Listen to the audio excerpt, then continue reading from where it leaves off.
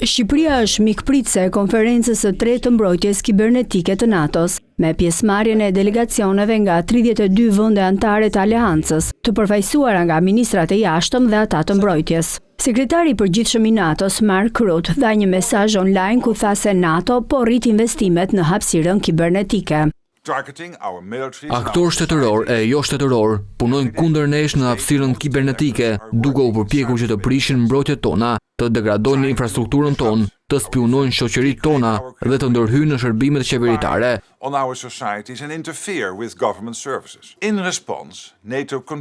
Në përgjigje të kësaj, NATO vazhdon të bëhet edhe më e fortë në botën digjitale. Në Hag, ram dakord që do të arrijmë shpenzimet 5% për mbrojtjen.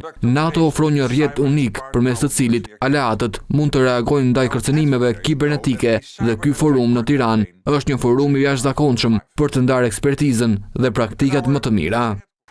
I pranishëm në këtë konferencë ishte edhe kryeministri Edi Rama, i cili tha se qeveria ka bërë investime të mëdha në infrastrukturën digjitale.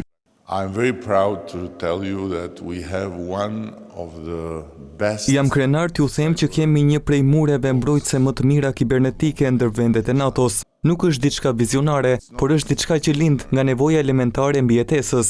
Ne përballemi mesatarisht me një sulm kibernetik në çdo 3 minuta, por ja dalim t'i zbrapsim plotësisht. Sulme që lënë gjurmë kemi patur 48 gjatë vitit të shkuar, pra kanë lënë gjurmë, por nuk kanë bërë asnjë dëm. Kur vjen fjala tek infrastruktura jonë digjitale, e përsëris jemi mes më të mirëve.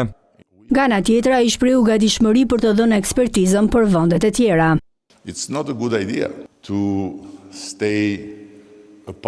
Kur vjen fjala tek sulmet kibernetike, nuk është e mira të rish më vete. Përkundrazi, është ide shumë e mirë të jesh pjesë e qendrës së NATO-s kundër incidenteve kibernetike dhe për të patur një mbrojtje më të fortë, duhen ndarë njohuritë. Jemi gati t'ju ndihmojmë dhe t'ju japim dijen tonë. Ne jemi ndër vendet e para që jemi bërë pjesë dhe pas sulmeve që patëm, kemi bashkuar mbrojtjen kibernetike me inteligjencën artificiale.